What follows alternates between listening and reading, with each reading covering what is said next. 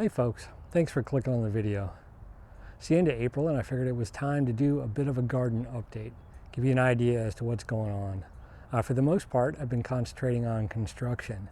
The dirt lockers have been installed behind me.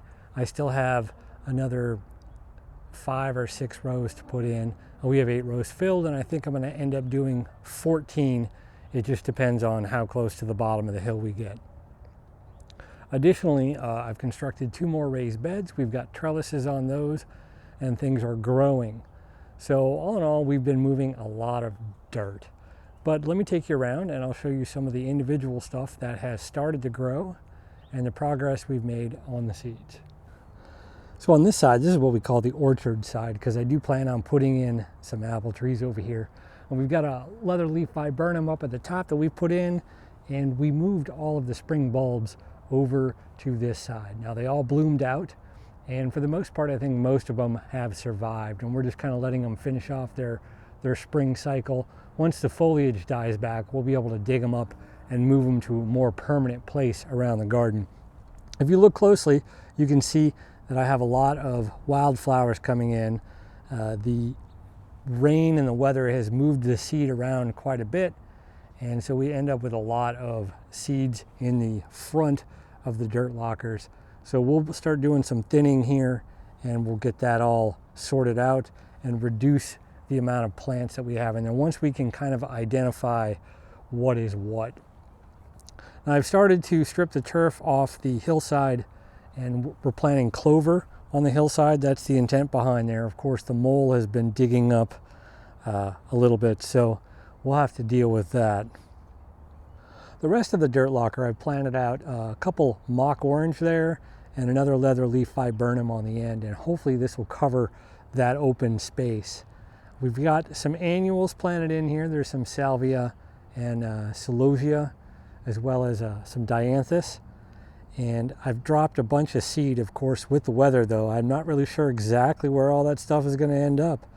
Some of the stuff has been planted directly in the soil, but some of it was broadcast seed, which means it could move once the rain kicks in. As the dirt lockers get finished off, I'll begin to plant more veg in these. I'm just not really 100% sure what's going where, but I just want to try to get plants into the bare soil to kind of help a little bit dealing with weeds and things like that coming in. Over here on the raised bed side, you can see that this bed is doing quite well. The kale, which is a dwarf Siberian kale, is off the hook. The radishes are getting close to being ready to harvest in the front, the pink beauties. And then right over here we've got some rat's tail, which are starting to come in. From this angle you can see that the cabbages are doing well. I've got some lettuce coming in, as well as spinach, and this red Russian kale is doing well. So I've been already eating out of this garden and I'm pretty happy about it.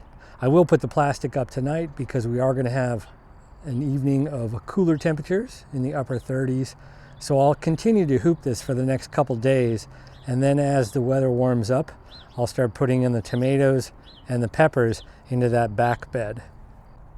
Over here you can see the peas are coming in. We have some Formosa radish growing, as well as some various greens, some pak choi, and that sort of thing, as well as more spinach. I like that Bloomsdale long-standing spinach. It works really well and it's fairly heat tolerant. Today I planted out some cucumbers as well as some squash. We're going to try to do the squash up these stakes and sort of grow them vertically. I've read about that. We're going to give it a try and see how that works. Down here in the patio picker, I divided it into 4 squares. I used a little bit of a rocket, which is an arugula, to kind of divide it, but I didn't have much luck with the rocket this year. But this bed is going to be comprised of onions. The 2 left-hand squares are going to be green onions. I've got an evergreen bunching and then a hishiko long in there.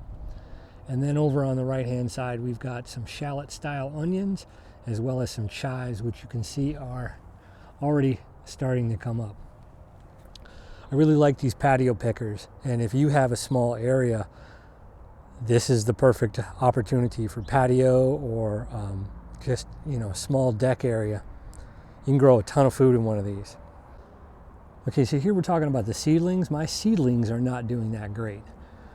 Part of the reason is I grew them in trays that had the cells, and I was hoping to go direct from the cells to the garden, and they ran out of nutrition and I had to upsize them. The other thing I need to add into my seed starting area is a fan, because we have really heavy wind and you can see that my stems are not very strong. But these have been hardening off, and I'll harden them off for the next couple days, and then we'll start getting them into the ground.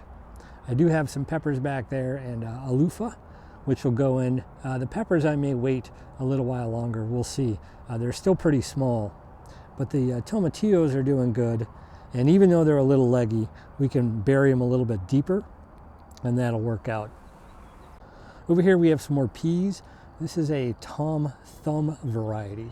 And the beauty behind it is they don't need to be in large pots. So this is a perfect patio or container style pea. It'll make a little 6 to 8 inch pea tree, if you will, and start popping out peas. I've never grown these before, but they should be interesting.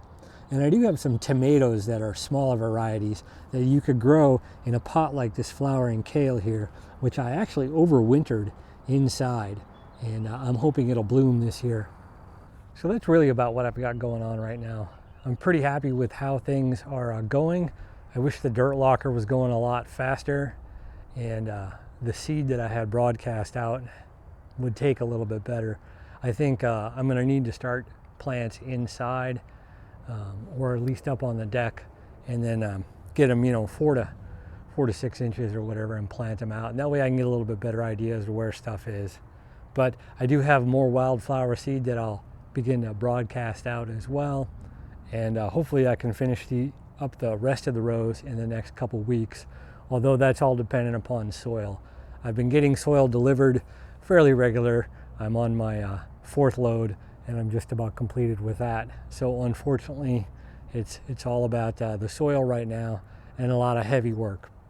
But I think once the work is done, it'll look nice, and this year is just going to be a wash. It's just trying to get plants to come up, and it'll give us a chance to kind of see how things work, and then we'll concentrate on changing up the planting and really getting specific for colors and textures and I don't know, all that sort of gardening stuff once we get this done. But I have to get that done first.